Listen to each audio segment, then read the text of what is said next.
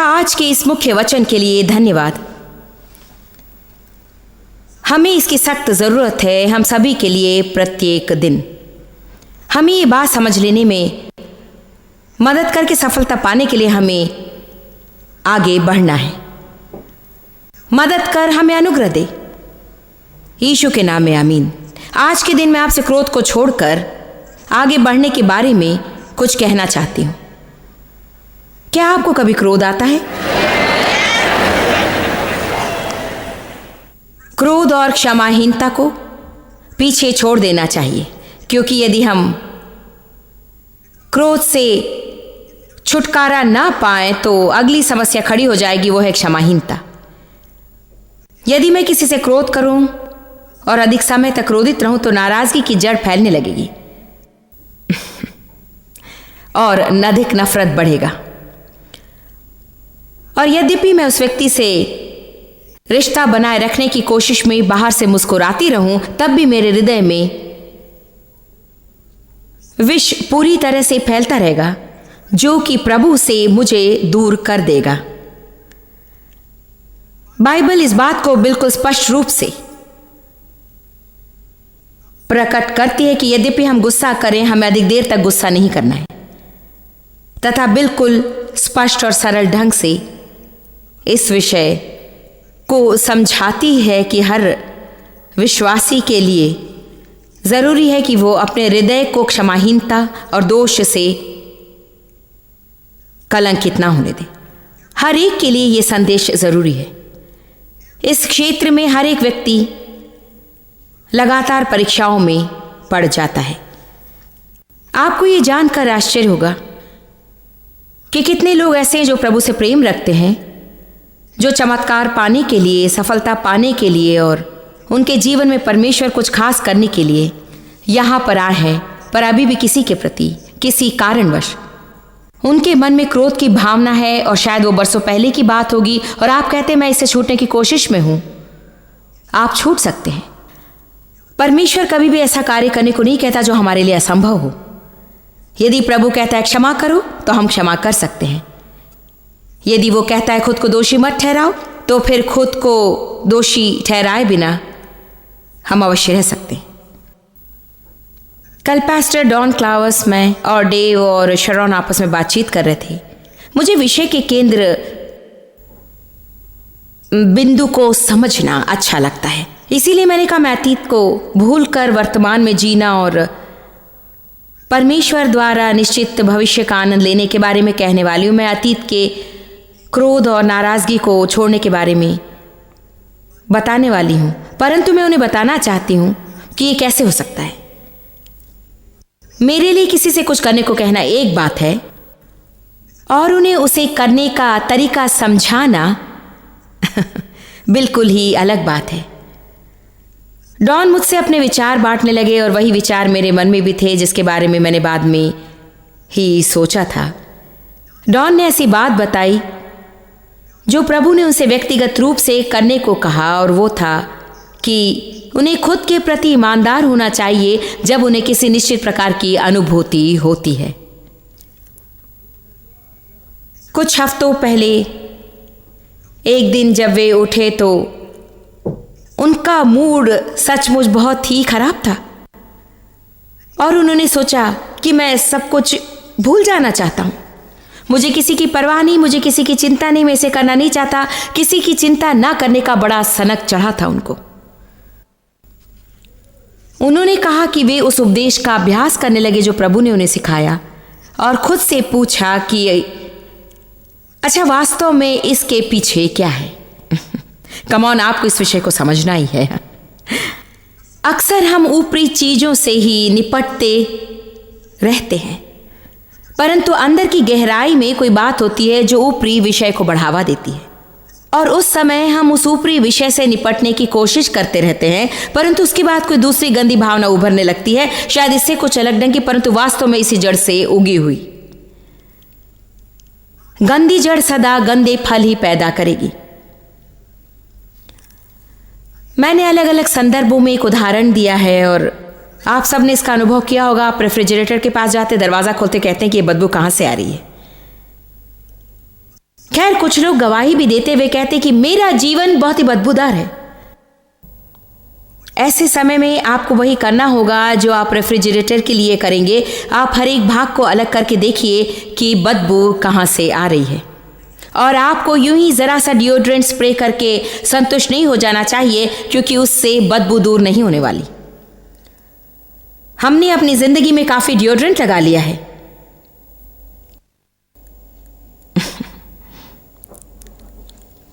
ओ हाँ, मुझ में बुरी विचारधारा है, पर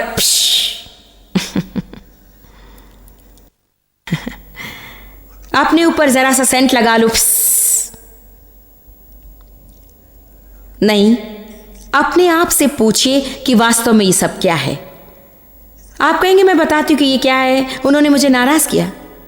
नहीं, क्या आप जानते कि आपको क्या करना है? आपको अपने क्रोध पर नियंत्रण रखना चाहिए।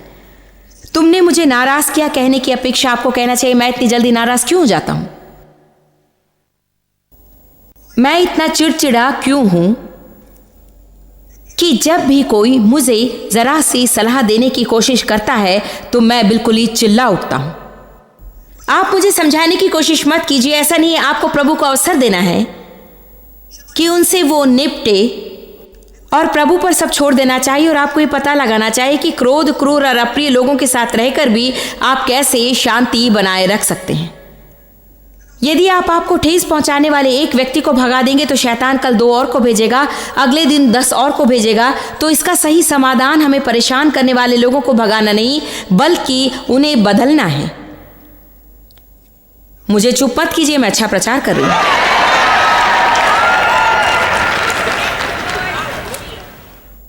तो वास्तव में डॉन जो कह रहे थे वो निजी बात है, हमने अधिक विस्तार से चर्चा नहीं की, पर उन्होंने बताया कि जब उन्होंने खुद से पूछा कि वास्तव में बात क्या है तो वहां ठेस लगी थी। तो देखिए, अक्सर लोग हमें ठेस पहुंचाते हैं और उससे निपटने के बदले हम उसे समेट लेते हैं। आज मैं आपसे कहती हूं कि अपने विषयों को समेटना छोड़िए।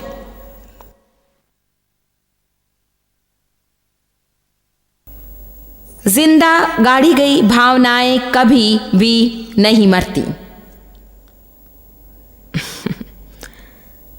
मैं चाहती हूं कि आप इसे याद रखें। जिंदा गाड़ी गई भावनाएं कभी भी नहीं मरती, वे कहीं अंदर दबी रहकर फैलने लगती हैं और दिन पर दिन बढ़कर परमेश्वर और आपके बीच के रिश्ते को खत्म कर देती हैं, लोगों से आपका रिश्ता नाता तोड़ देती हैं।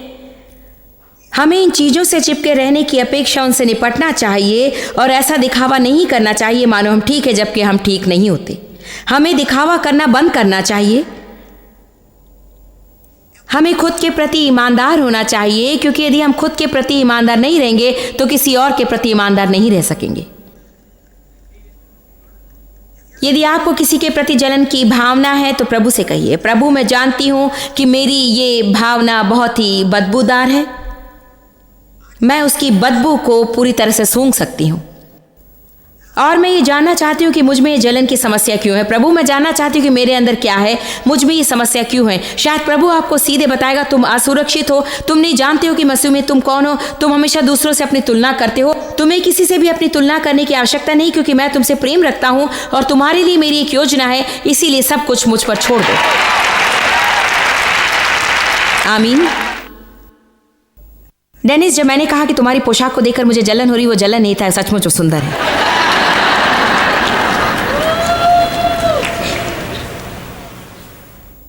हमें अपने आप के प्रति ईमानदार रहकर अपनी भावनाओं को नियंत्रित रखना चाहिए।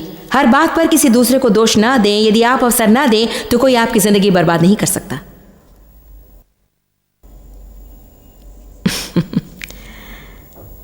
यहां बैठे लोगों को इसे सुनने की जरूरत है। यदि आप अवसर ना दें तो कोई आपकी जिंदगी बर्बाद नहीं कर सकता। मैं इसे अच्छी तरह से जानती हूं, क्योंकि दुखी लोग बस दूसरों को भी दुखी करना ही चाहते हैं। उनके लिए यही उचित सा लगता है। वे जानबूझकर कुछ नहीं करते, वे इतने दुखी होते हैं कि खुशी बर्दाश्त नहीं कर पाते, क्योंकि खुशी उनके दुख को छेड़ती है। बुरा मूड होने पर आप कभी नहीं चाहेंगे कि ऐसे किसी के साथ जा मिले जो आशायुक्त व्यक्तित्व का हो, जो कि दिन भर खुश रहकर मौज मस्ती करना चाहता हो। आप तो बस उसका गला घोट देंगे। आमीन। हालेलुया। मेरी एक बढ़िया एडमिनिस्ट्रेटिव असिस्टेंट है जिसका बहुत ही श्रेष्ठ व्यक्तित्व है। वो हमारे साथ सफ़र करती है और हर दिन सुबह 7 बजे हमारे कमरे में आती है। जब भी मैं सम्मेलन में प्रवचन सुनाने में व्यस्त रहती हूँ, वो मेरे लिए कॉफ़ी बनाती है और साथ ही जानकारी एकत्र करने में मदद करती है। और मैं इतनी श्रेष्ठ व्यक्तित्व वाली नहीं हूँ।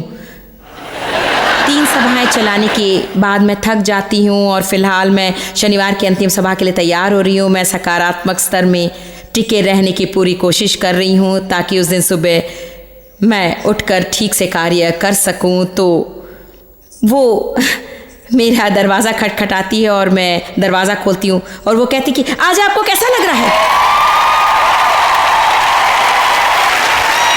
वो कहती कि मैं बढ़ा चढ़ा कर कह रही हूँ, इसीलिए मैं कहती तुम कैसी हो। मैं बढ़ा चढ़ा कर नहीं कह रही हूँ। ऐसा पूछने पर वो कहती है बढ़िया, मज़े में हूँ, आप कैसी हैं। और मैं तो जैसे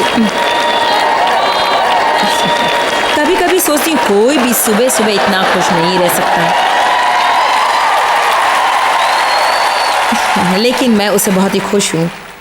प्रभु की स्तुति हो, समय समय पर मुझे उसकी ज़रूरत पड़ती है। पर क्या मैं सच कह रही हूँ, कभी कभी जब आपका दिमाग ठीक नहीं रहता और दूसरा कोई बहुत ही खुश दिखता है तो आप तो बस जैसे यदि आप नकारात्मक होते हैं और कोई सकारात्मक व्यक्ति आपके पास आता है तो आप चिढ़ जाते हैं। यदि आप में अच्छी आदतें नहीं रहती और कोई आपके पास आता है जो विनम्र और चरित्रवान हो तो आपको अच्छा नहीं लगता। जब पॉल और रॉक्सन हमारे साथ रहा करते थे, 18 वर्ष हमारे घर पर रहते थे और जब हमारे बच्चे छोटे थे और हम यहाँ वहाँ जाते थे तो वे हमारी मदद करते थे। वे हमारे लिए आशीष स्वरूप थे और मैंने किसी और को नहीं देखा जो इनके तरह इतने सुचरित्र थे। मैंने किसी को नहीं देखा जो आपस में एक दूसरे से कृपया या धन्यवाद कहे बिना कोई काम ना कहते हों। मैं और डेव एक दूसरे को आदेश देते हैं। जब वे हमारे घर आकर ठहरने लगे, मैं सच बता रही हूँ, मैंने उनसे ये कहा वे मुझे परेशान करते हैं। वे इतने नेक और इतने भद्र थे कि मैं उनसे तंग आ गई और बस कहती कि ओ कम ऑन, आप लोग तो बिल्कुल भी वास्तविक नहीं है। प्लीज क्या मेरे लिए पानी लाओगी? Thank you sweetheart. मैं कहती मुझे पानी दो, प्रभु की स्तुति हो।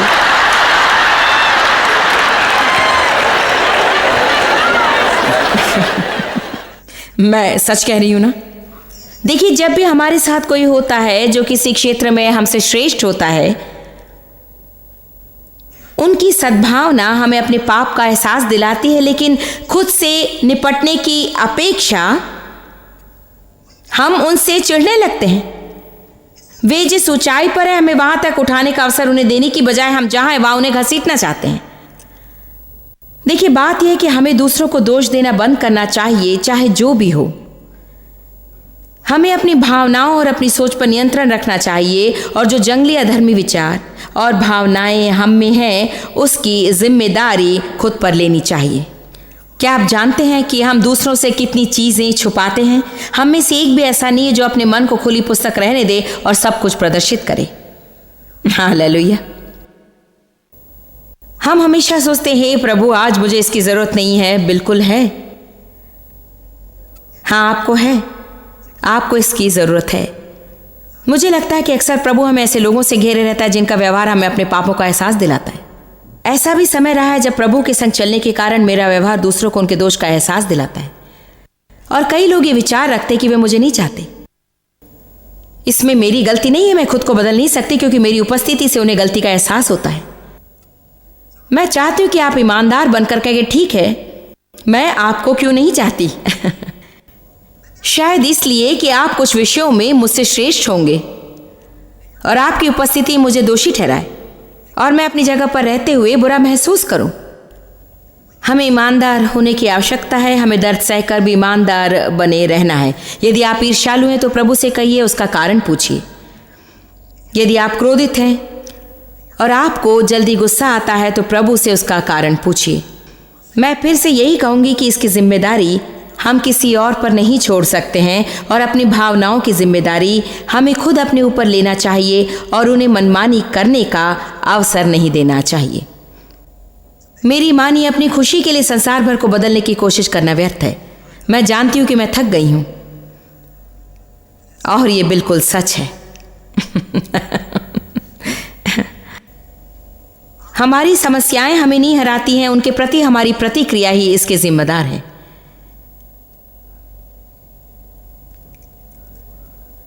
ऐसी बहुत सी बातें हैं जिसमें वास्तव में हम खुद जिम्मेदार होकर भी दूसरों पर दोष लगाते हैं। ठीक है, आइए देखते हैं इफिसियों 6:12। इफिसियों अध्याय 6 पद 12 में कहा गया है, क्योंकि हमारा ये मल्ल युद्ध लहू और मांस से नहीं, परंतु प्रधानों से और अधिकारियों से और इस संसार के अंधकार के हाकिमों से और उस दुष्टता की आत्मिक सेनाओं से है जो आकाश में है। तो यहां क्या कहा गया है? हमारी समस्या मनुष्य नहीं बल्कि शैतान है। तो क्या आप लोगों की कोई जिम्मेदारी होती है? बिल्कुल, हमें आगे बढ़ना है तथा शैतान को हमारे द्वारा कार्य करने का अवसर नहीं देना है, क्योंकि शैतान हमेशा मौके की ताक में ही रहता है। और आप में से अनेक इस वक्त मुझे बता सकेंगे, आप खड़े होकर बता सकते हैं कि आपके जीवन में ऐसे कमजोर व्यक्ति कौन है जिसके जरिए शैतान आप तक पहुंचने की कोशिश कर रहा है। हालेलुया। तो हाँ, लोगों की जिम्मेदारी होती है और उन्हें बदलने की आवश्यकता है, परंतु यदि वे फिलहाल वहां पर है तो आपको सोचना होगा कि आप कहां पर थे और आप भी इसी तरह से किसी को तंग किया करते थे। और देखिए, सच बात तो यह है कि उनके द्वारा तंग किए जाने से मेरी जिम्मेदारी दूर नहीं हो सकती है। क्या आप समझ रहे हैं? देखिए, मैं फिर से कहना चाहूंगी, शायद अक्सर हम यहां रुक जाते हैं। देखिए, आपकी गलतियों को देखने में मुझे तकलीफ नहीं होती,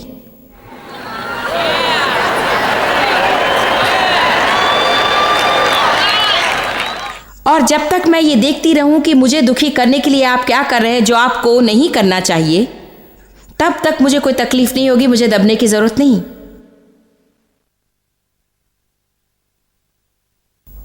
कभी कभी यदि मैं कुछ ज्यादा ही भक्तिमान बन जाऊं तो मैं आपकी समस्या के बारे में मैंने जो प्रकाशन पाया है उसके लिए खुद को धर्मी भी मानूंगी।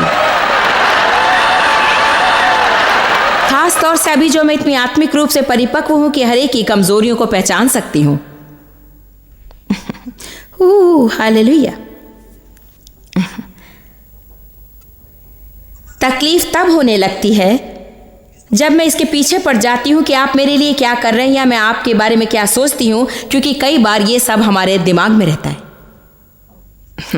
कई बार ये हमारा भ्रम होता है। क्या आप जानते कि ऐसे कई लोग होते हैं जिनका भ्रम आधारहीन होता है? लंबे समय से मेरे जीवन में चोट आने के कारण मैं कमरे में बंद रहकर सोच सकती हूँ कि लोग मुझे अस्वीकार करते हैं, जबकि वास्तव में वे मेरी ओर ध्यान भी नहीं देते हैं, क्योंकि वे ये नहीं जानते कि मैं वहां हूं। मेरे प्रति उनके व्यवहार के कारण वे मुझसे उचित व्यवहार नहीं करते। मैं उन पर नाराज और उनसे परेशान हो सकती हूँ, जबकि सच्चाई यह है कि प्रभु ने खुद मुझे उनकी नजरों से छिपा कर रखा है, क्योंकि वो मुझ में कुछ करना चाहता है और मुझे अपनी ओर खींचने का उसके पास एक ही रास्ता यह है कि लोगों को मुझसे वैसा व्यवहार ना करने दे जैसा मैं चाहती हूँ। क्या मैं तेजी से बोल रही हूं? मैं एक स्त्री को नहीं भूल सकती। वास्तव में वो अभी मेरे लिए काम करती है। मेरे कर्मचारियों को आश्चर्य होगा, क्या सचमुच मैं ही हूं? कई साल पहले जब मैं लाइफ क्रिश्चियन सेंटर में अपनी साप्ताहिक सभा चलाया करती थी, ये स्त्री सहायक दल में थी और उसकी एक सहेली ने मेरे पास आकर कहा कि फलाने व्यक्ति, उसका नाम बताया, उनको लगता है कि आप उन्हें अनदेखा करती हैं, उनकी ओर ध्यान नहीं देती, उनके पास से गुजरती हैं पर उनसे बात नहीं करती।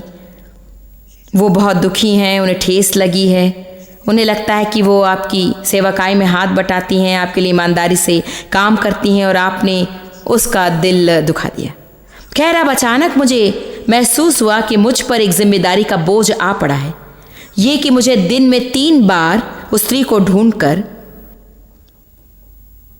उससे कहना पड़ता था कि वो बहुत अच्छी है और ये ध्यान रखना पड़ता था कि मैं उससे बातें करती हूँ।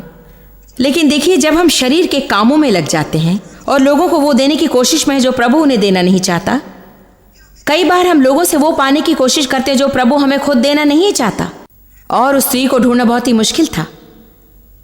अंत में मैंने प्रभु से कहा कि प्रभु, यदि तू चाहता है कि मैं उस स्त्री के साथ खास व्यवहार करूं तो फिर तू उसे मेरे सामने क्यों नहीं ले आता? और प्रभु ने मुझसे कहा कि मैं नहीं चाहता कि तुम उसे देखो। मैं नहीं चाहता कि वो जो चाहते तुम उसे दो, क्योंकि उसकी एक समस्या है, तुम्हारी कोई समस्या नहीं, उसकी एक समस्या है। और यदि मैं तुम्हें उसकी इच्छा पूरी करने का अवसर दूं तो वो अपनी समस्या पर जय नहीं पाएगी, उसका समाधान नहीं ढूंढ पाएगी।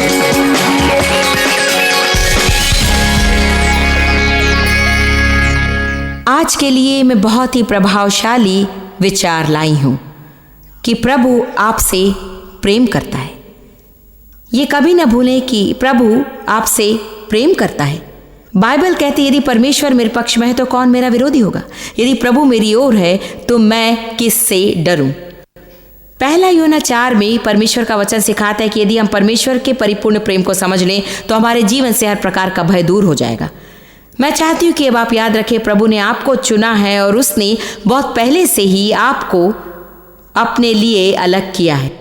उसने ऐसा किया है क्योंकि वो आपसे प्रेम करता है और मसीह यीशु के द्वारा आपसे व्यक्तिगत संबंध रखना चाहता है। उसके प्रेम को आज ही ग्रहण कीजिए। आपके जीवन की सारी समस्याओं के लिए यही दवा है। प्रभु आशीष दे। आप जितना जानते हैं उससे भी अधिक आप हमारे लिए जॉइस मेयर मिनिस्ट्रीज एशिया में महत्वपूर्ण है। हम आपकी सराहना करते हैं। आप सौभाग्यों का धन्यवाद देते हैं कि इस संसार भर की सेवकाई को आप सफल कर रहे हैं। एक साथ हम भूखों को भोजन, गरीबों को कपड़े दे रहे हैं और पूरे संसार में सुसमाचार प्रचार कर रहे हैं। हमसे आज ही संपर्क करें या लॉग करें jmmindia.org। अपने प्रार्थना निवेदन भेजें, हमारे स्रोत के विषय जानें, जॉइस की सभाओं के विषय जानें और जैसे हम पूरे संसार में मसीह के प्रेम को बांटते हैं तो आप हमारे साथ सहभागी हो जाएं।